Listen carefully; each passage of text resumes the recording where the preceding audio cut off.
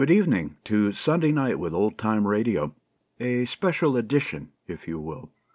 Tonight's programming has already been decided upon, but we did receive a recent request from one of our listeners for a number of programs, and one of which is the Chase and Sanborn Hour. So we thought we would include that hour to tonight's programming.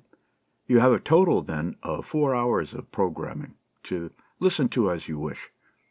Hope all is well. Let's get started, shall we? This is the Chase and Sanborn Hour, directed by Rubinoff, starring Eddie Cantor, America's foremost comedian.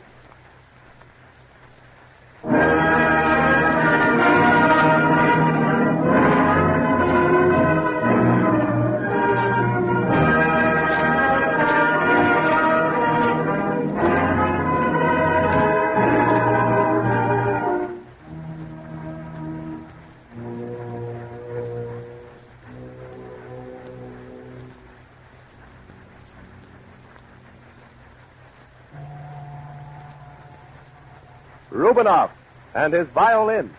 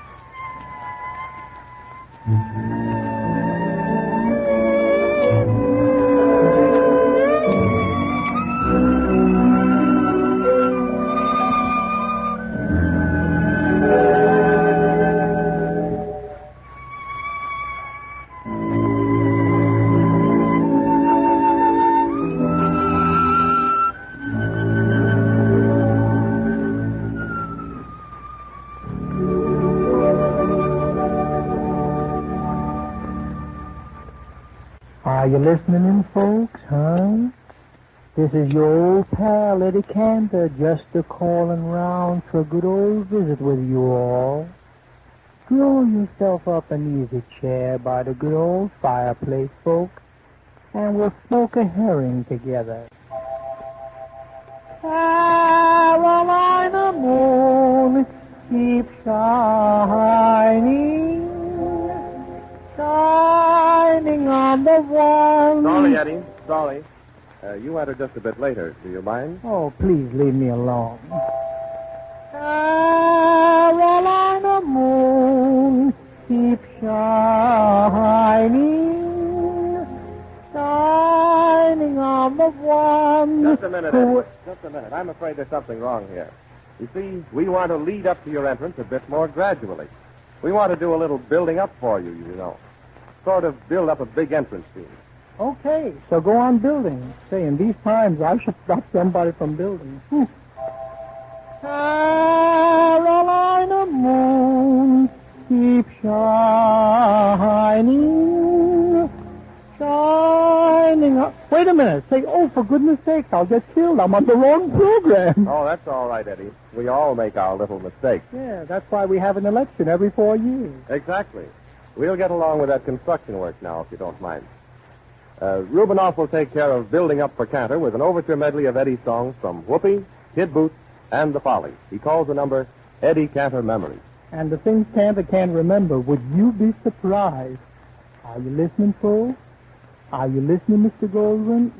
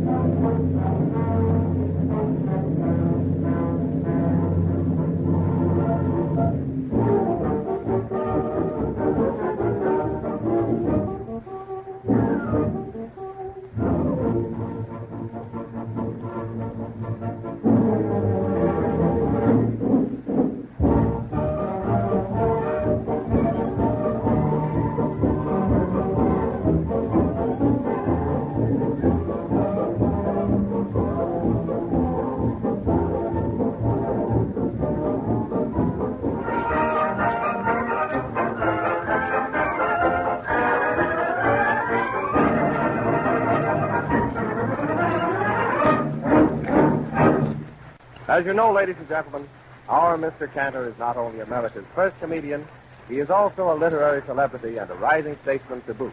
A statesman to boot. There's an idea. Yeah, I thought you'd get a kick out of that one, Eddie. Hey, wait a minute. Who's the comedian here?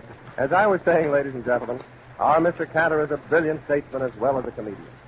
The Cantor 5-year plan for removing the well-known depression, as outlined in Eddie's new book, Yoo-Hoo Prosperity, has been hailed by right-thinking citizens everywhere as pretty darn nifty.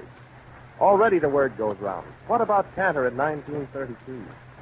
In fact, ladies and gentlemen, Cantor and prosperity are just around the corner. Only Eddie has arrived first. And so, we give you for President the Honorable Mr. Eddie Cantor.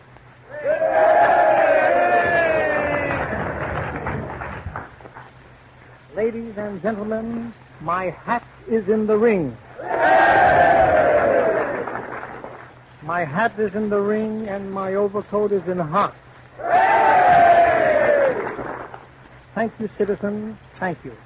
After all, is it so strange that I should be president? Haven't we had funny fellows in office before?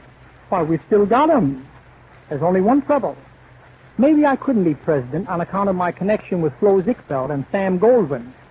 You know, Flo and Sam are now right in the middle of a big fight over my services this winter. Ziegfeld wants me to work for Goldwyn, and Goldwyn wants me to work for Ziegfeld. Elect Cantor president, and they'll both win. Anyhow, it's time something was done about this here now, this, what is it they call it? Oh, yes, about this depression. It's terrible, you know. Things are so bad. My friend Groucho Marx tells me that on the Boston Common, the pigeons are now feeding the people. Folks are not spending. Everything is cheap, but nobody is buying. Even those who don't intend to pay aren't buying. Everybody is saving up for a rainy day. If they only knew it, it's pouring pitchforks right now. Still, don't despair. Remember the proverb, when the wolf is at the door, look for the silver lining. Elect Cantor and the wolf will die laughing. In my own case, the depression brought a strange result. Before the crash, I had $1 million, a house, 3 cars, and 4 daughters. Now all I've got left is 5 daughters. Others have cut down on everything. I know families who owned estates and belonged to fashionable golf clubs. Now they live in caves, and to keep up appearances, they play miniature golf with tapioca and toothpicks. At the summer resorts this year, millions of mosquitoes died of hunger. They couldn't find any people worth biting. And I know some gigolos, not intimately, who've been reduced to dancing with each other. In the spring of 1929, my broker's wife wanted a talking bird, and I sent her a parrot. The crash made her a widow, and I went to see her. How did you like the parrot? I asked her. It had a wonderful sense of humor, she said, but the meat was so tough. Still, the depression has done some good. It stopped the farmers from crying for relief. They got frightened when they saw how the city folks were relieved, and how things have changed. You know, such jokes are now taken seriously and put into practice. Armenia has put up an immigration barrier to keep out the starving Americans. And nowadays, we look forward eagerly to Rockefeller's dimes. But he's called back the dimes he gave away last year, both of them. We found out what Arthur Brisbane meant when he said, you can't sell this country short. He meant if you sell it any shorter, the Indians will buy it back.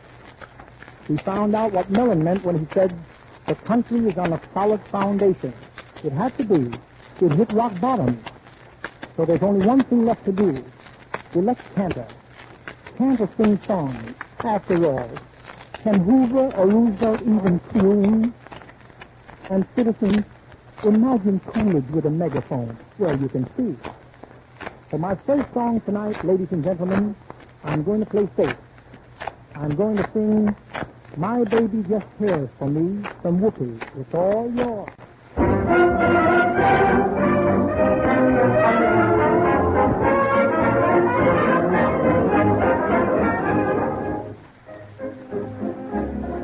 I'm so happy since the day that I fell in love in a great big way, and the big surprise is someone loves me too. Yes, it's hard for you to see just what anyone could see in me, but it only goes to prove what love can do. My baby don't care for show. My baby don't care for clothes. My baby just cares for me. My baby don't care for furs and laces. My baby don't care for high-toned places. My baby don't care for rings or other expensive things. She's sensible as can be. My baby don't care who knows it. My baby just cares for me. My baby's no Coleman fan. Clark Gable is not her man. My baby just cares for me. My baby don't care for Lawrence Tibbet. She'd rather have me around to kibble. But Rogers is not her style, and even Chevalier's smile is something that she can see. I wonder what's wrong with baby. My baby cares for me. WAF, New York. This is the Chase Sanborn Hour, ladies and gentlemen, with Rubinoff's violin, 10 other fiddles, 3 saxophones, 1 French horn, 2 trombones, 1 bass tuba, 2 pianos, 2 of the Swedish Symphony, and Eddie Cantor in the order named. Cantor is speaking. These are Cantor's teeth you hear chattering. Rubinoff is next. And seriously, I'd like to say right here, it is indeed a pleasure to work on this program with a really great violin artist like Rubinoff. Rubinoff isn't listening now. You know, I'm no fool. I have to boost them. It's the union, what they could do to my music. It's my operation. Anyhow, we will now hear that beautiful and familiar melody, the humorist, Irving Berlin, or was it Walter Donaldson? Anyhow, it's all yours.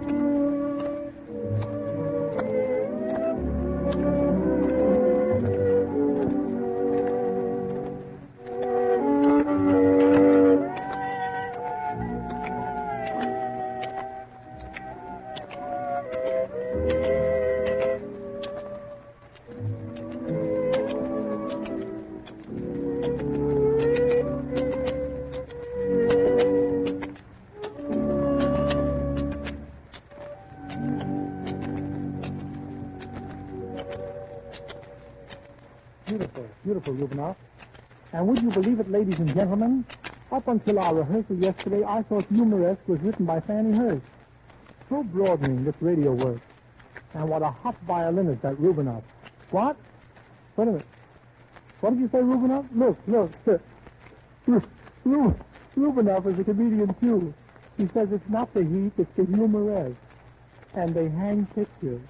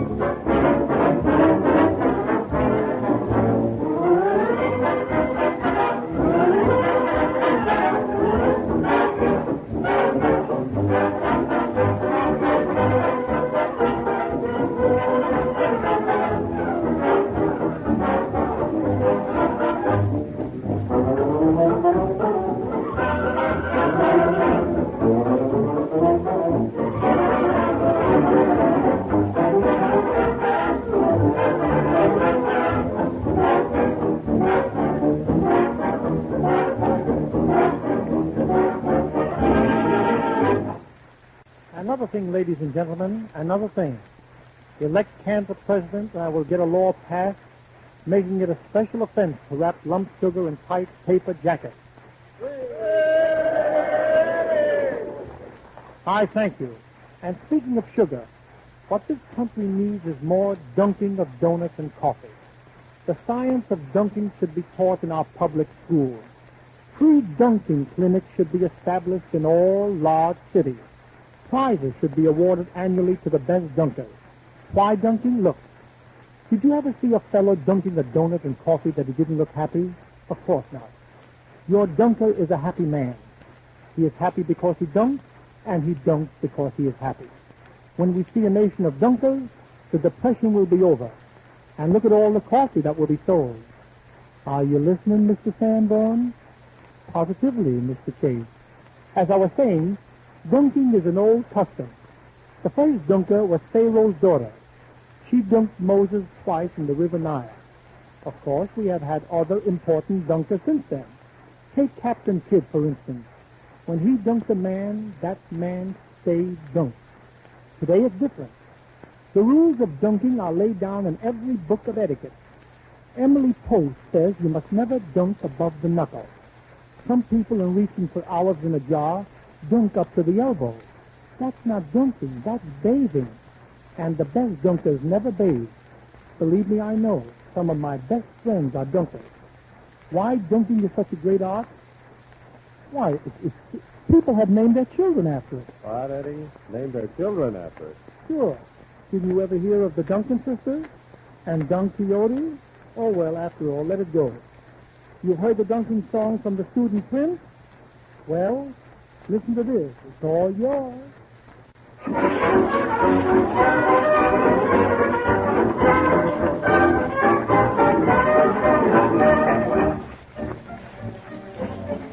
Everybody has a complex for a certain thing. Some like bees, some like trees, some like birds that sing. I've a complex for my own that no one's had before. There is just one thing on earth that I keep trying for. Oh, I don't care for golf or tennis. Don't like Paris, don't like Venice. I love potato pancakes. You can have those red-hot mamas with or without beach pajamas. I'll take potato pancakes. I was pinched for speeding in my brand new Rolls Royce. The judge was very nice to me. He gave me my choice. He up to me and loudly hollers, 20 days or $20. I took potato pancakes.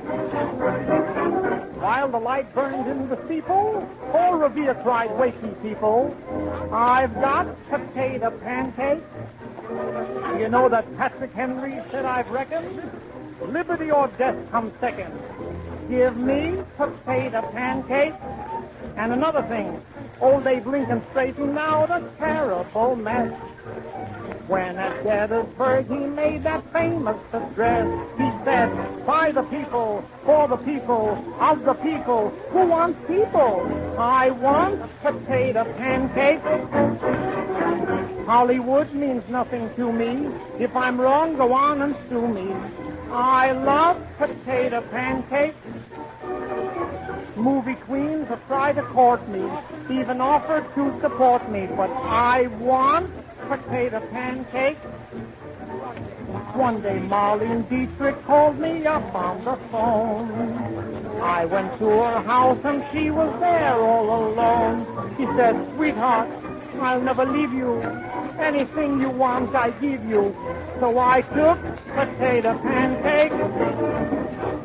The Chase Sanborn Hour, ladies and gentlemen, with Rubinoff, handicapped by Cantor.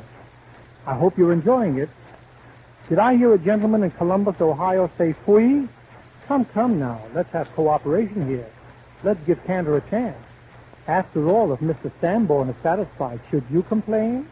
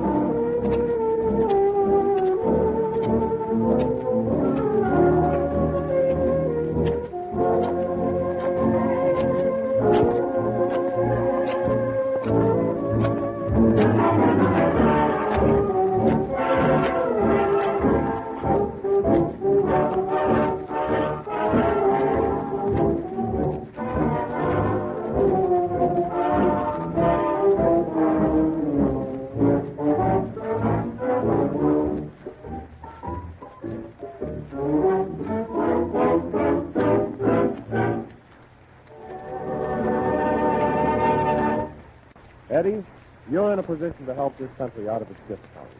Won't you tell us something of your plan? You mean? I've worked out a plan to yank prosperity around that corner. I have a 5-year plan with Russian dressing, a 10-year endowment plan, and a 100-payment life. Now, of course, I could say to you, if you want to know about Candace's plans, go buy Candace's book. But I wouldn't do that, after all. What would Chase and Sanborn think? We are selling coffee tonight, not books. So I wouldn't say to you that you can get Candace's book for $1. Anyhow, who's got $1? No, I wouldn't say things like that. I'm too big-hearted. I'll tell you about my plan free. I have lots of plans, but the first one I will try, if elected, is my great doubling system. I'm surprised nobody has thought of it before.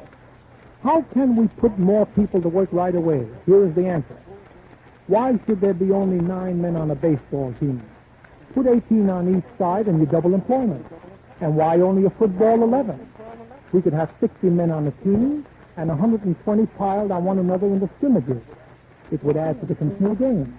Above all, what is more wasteful than to have one jockey on a horse?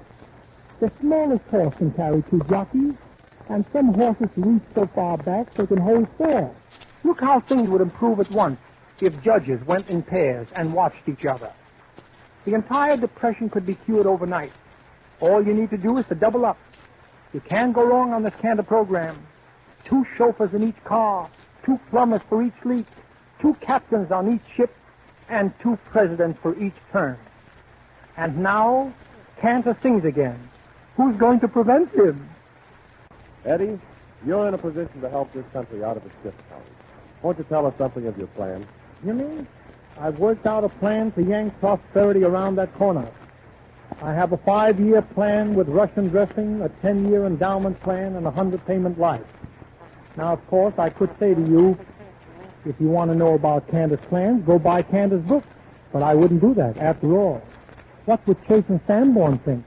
We are selling coffee tonight, not books. So I wouldn't say to you that you can get Candace's book for $1. Anyhow, who's got $1? No, I wouldn't say things like that. I'm too big-hearted. I'll tell you about my plan free. I have lots of plans, but the first one I will try, if elected, is my great doubling system. I'm surprised nobody has thought of it before. How can we put more people to work right away? Here is the answer. Why should there be only 9 men on a baseball team? Put 18 on each side and you double employment. And why only a football 11? We could have 60 men on the team and 120 piled on one another in the scrimmages. It would add to the continual game. Above all, what is more wasteful than to have one jockey on a horse? The smallest horse can carry 2 jockeys, and some horses reach so far back they can hold 4. Look how things would improve at once if judges went in pairs and watched each other.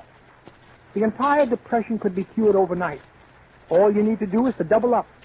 You can't go wrong on this Canter program.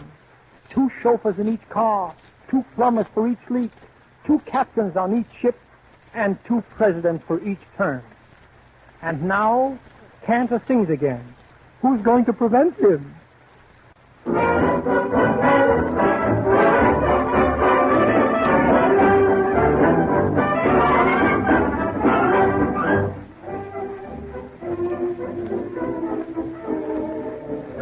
Some folks need atmosphere when they're making love. They say old Mother Nature makes love grand.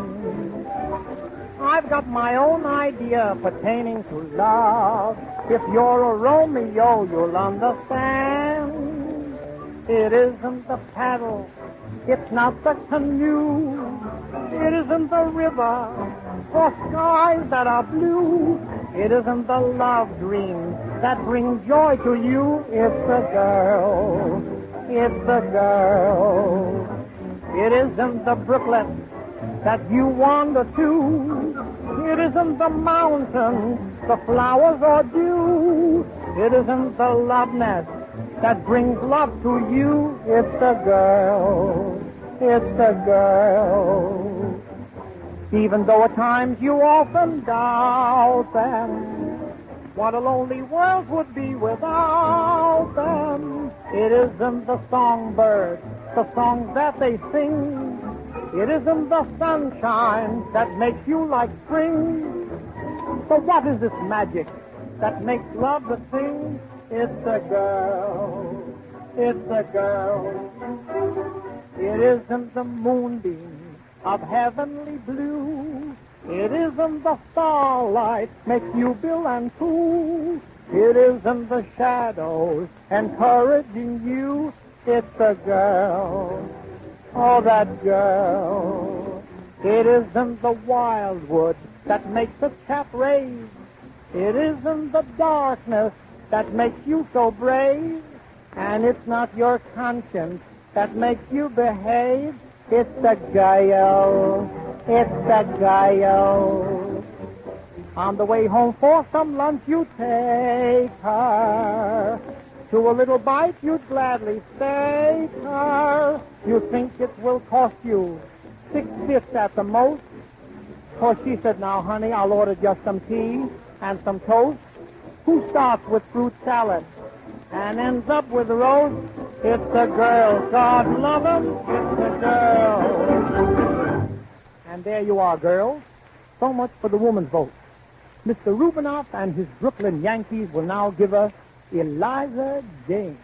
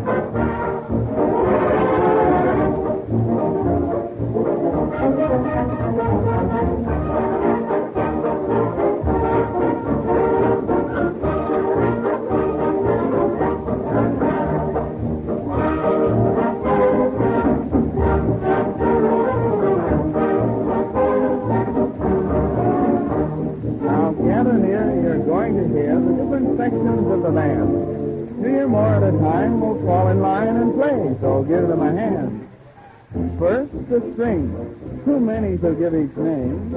You know, violins and things. I assure you, men of fame.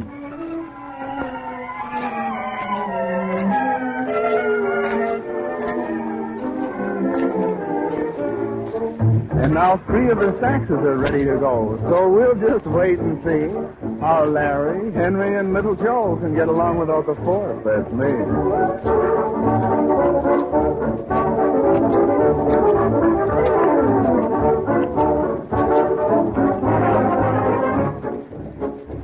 First trumpet. Second, third, trombone. You'll never hear anything to beat that rap. Quality, rhythm, well, just plain class. Now, I haven't time for everything, so I'll pep the boys up and ask them to sing. Oh, Eliza, Eliza, sing. Oh, Eliza, Eliza, sing.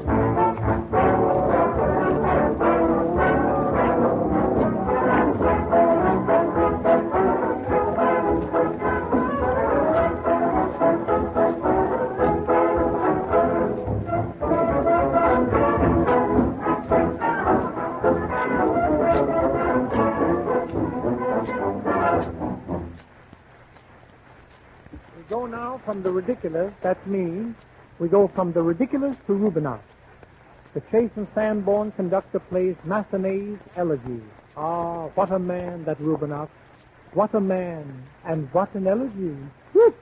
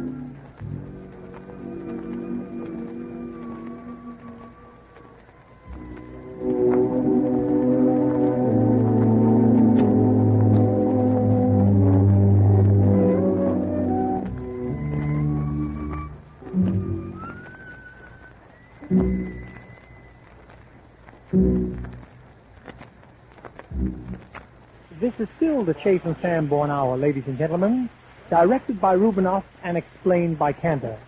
Rubinoff and his Russian wolves render Minnie the Moocher.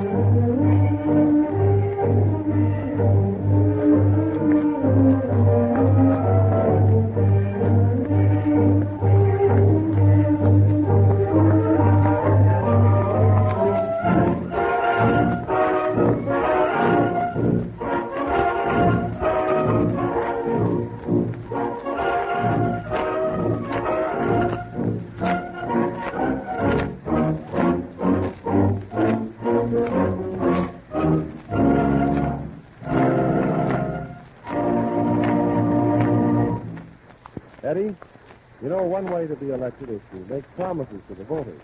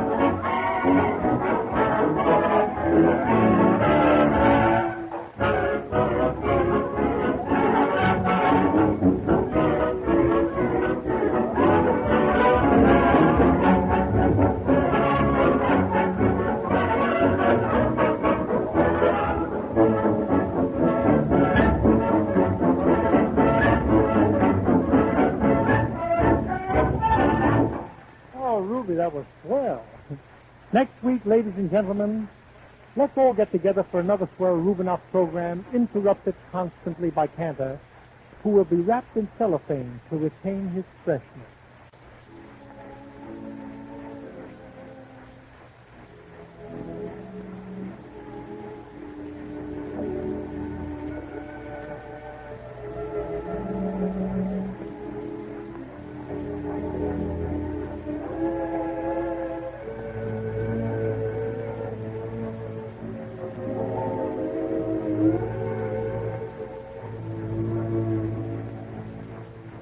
Next week, Eddie Cantor will offer another plank in his prosperity platform, the famous banana plan. Vote for Cantor and the full dinner pail full of potato pancakes. Your announcer, James Wallington.